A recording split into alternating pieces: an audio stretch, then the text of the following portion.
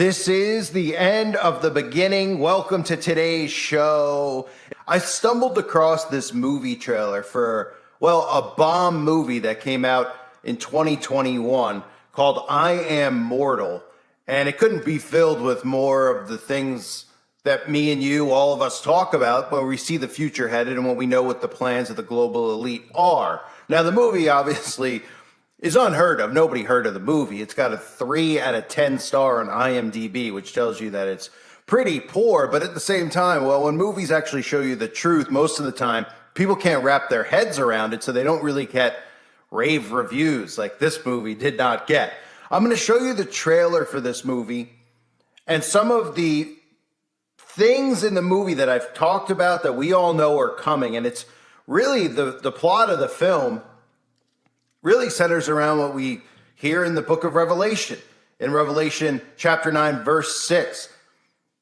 In those days, men will seek death and will not find it. They will long to die, but death will escape them. Take a look at the future. This is what it looks like. And then you can think about how it ties into some of the stuff going on with gene editing and, you know, how people are, all these stories that I've shared over and over again. Of course, all those videos are now gone from one of my terminated channels, but the stories about how people in Silicon Valley are seeking immortality, longer lasting life. They're starting with talking about living longer, anti-aging. These are all things that are prefaces to what they're trying to do, which is create immortality through mixing iron and clay, making men and machines one. Take a look at this trailer, and I'm sure you'll notice some of the things in the trailer that, well, we all know are coming.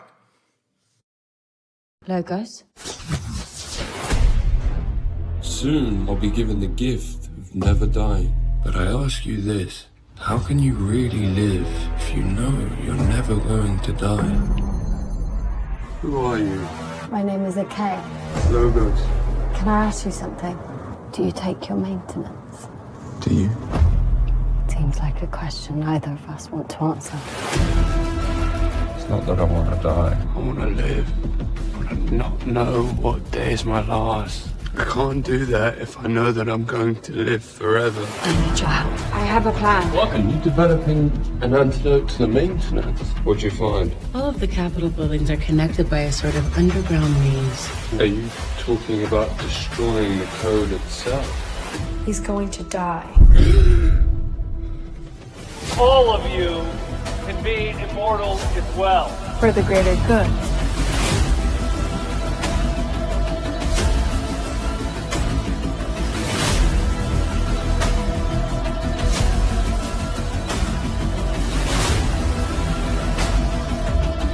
So we are losing control!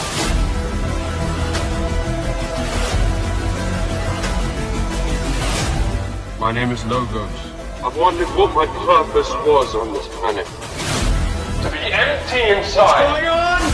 You're not living, you're existing. Darkness has been hiding underneath. See the beauty of life! Listen to me, all of you! I am mortal and I am alive!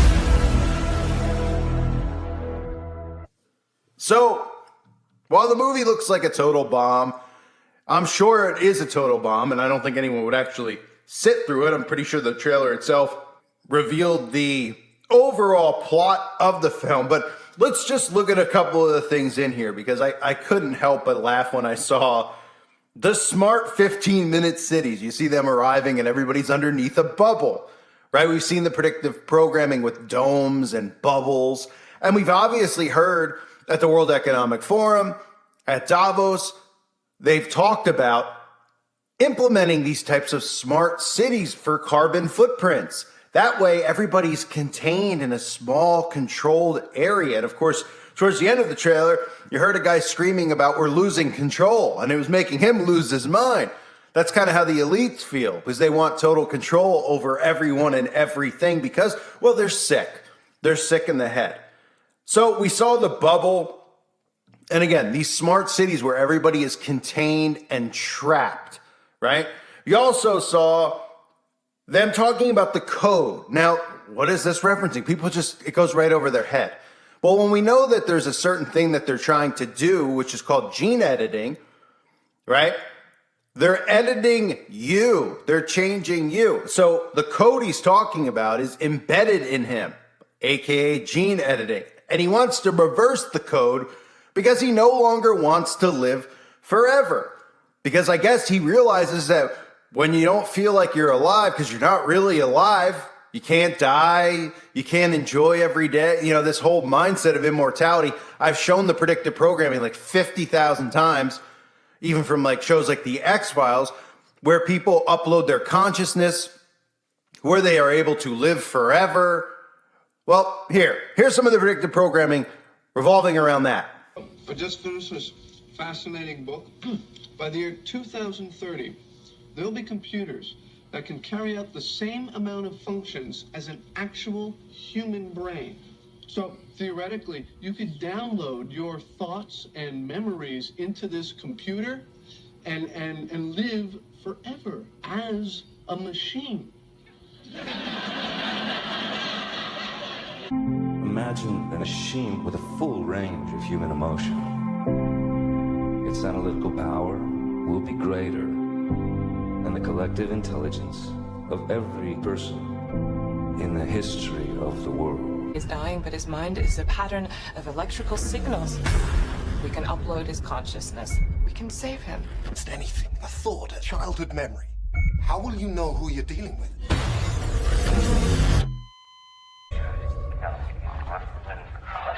Evelyn. Oh my God. I can't feel anything. I'm here.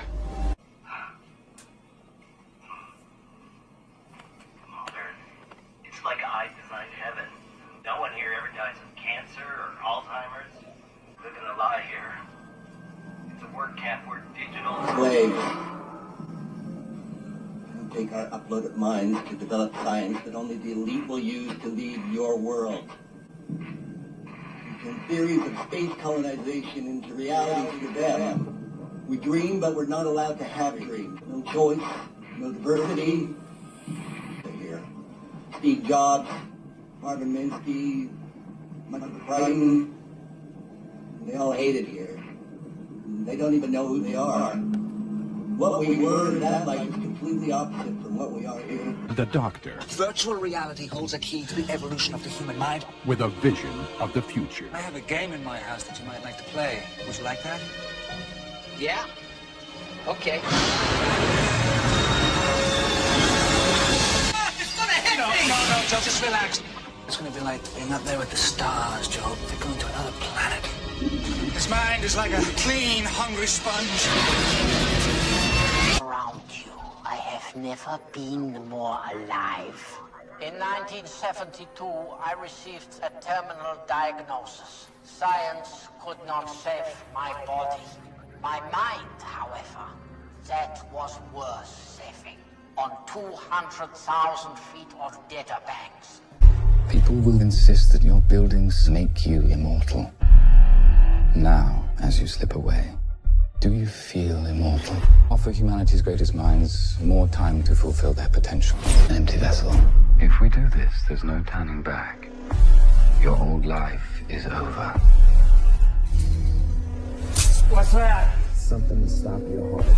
What? It's something to stop your heart.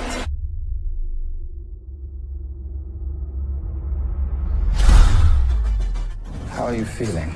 How's that new body smell? I'll make you a new one. You don't have to go to the next place. I'll see you soon, Mommy.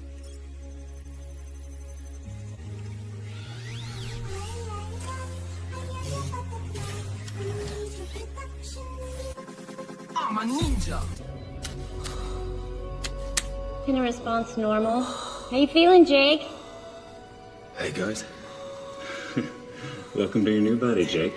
Good. So it said that by the year 2030, there'll be computers that can carry out the same number of functions as an actual human brain.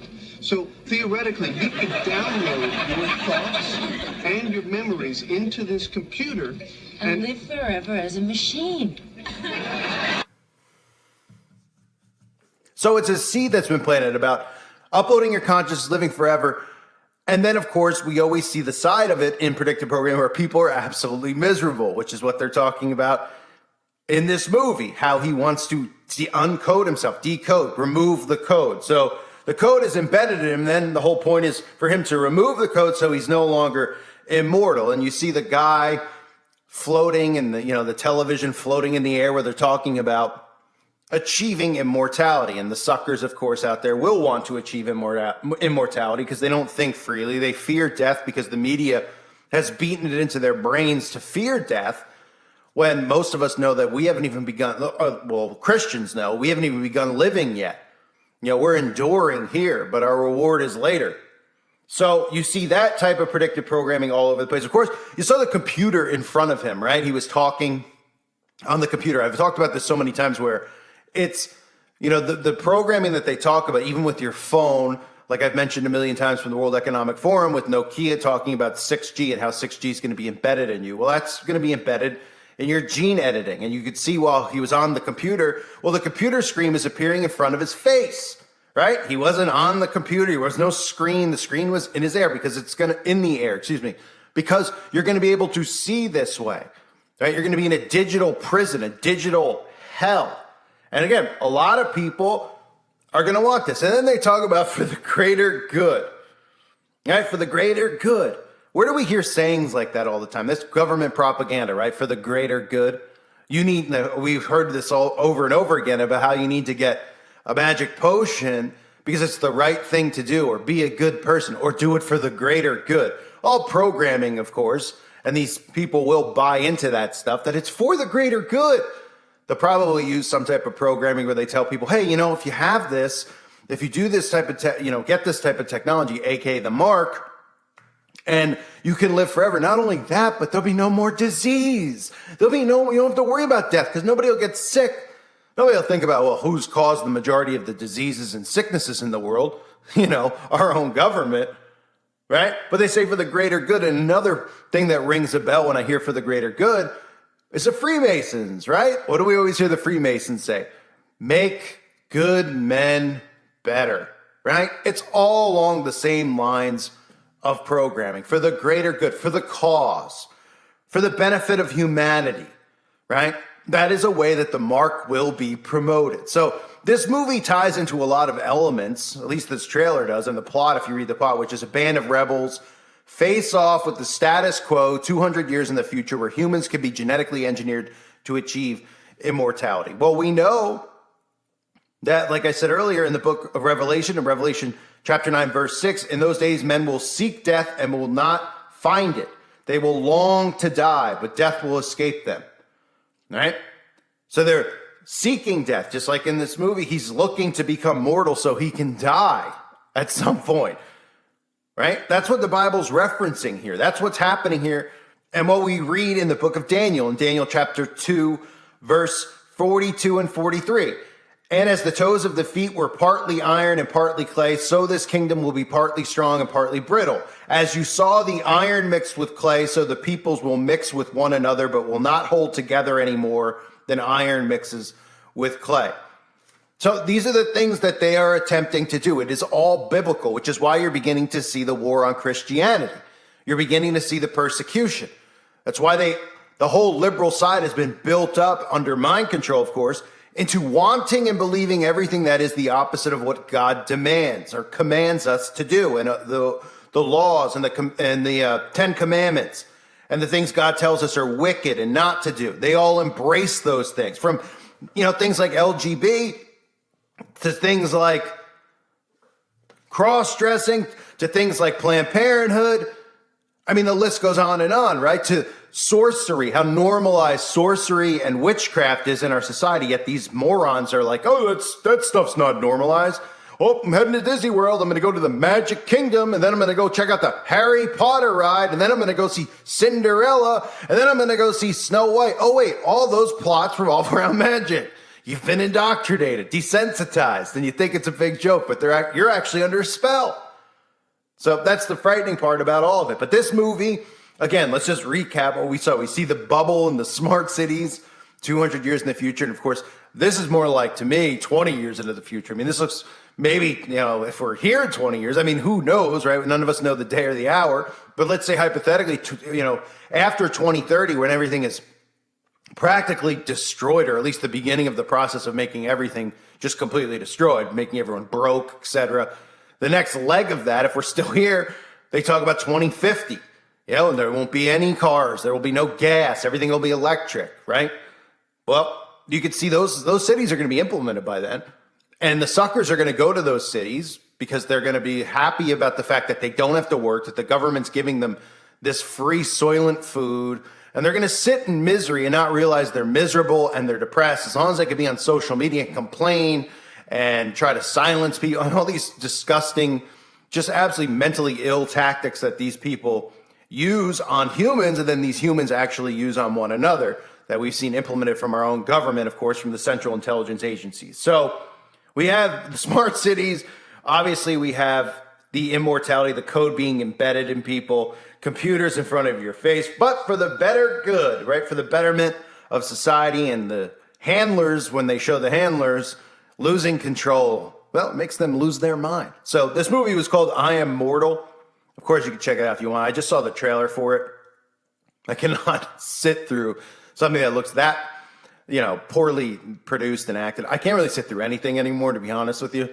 But the trailer speaks for itself. You could see all the subplots right there. All the things that we're headed towards in our society that people look at that and they're like, that'll never happen. That'll never happen. And as they get more desensitized to it all, it does happen. And the next thing you know, it's a part of their day-to-day life and they don't even realize that it's happened. That's how we've gotten to this point, right? There's those of us who are speaking up in outrage against it, and there's other people who have just completely complied, and a lot of them are lukewarm Christians who don't see what the problems are, who accept all of the, who are just tolerant and have tolerance towards all of this despicable behavior, and they just accept it because they're weak, and they've been weakened by this communist government that is really the world government. I thank everyone for being here. Hope you're doing well. God bless you and your families.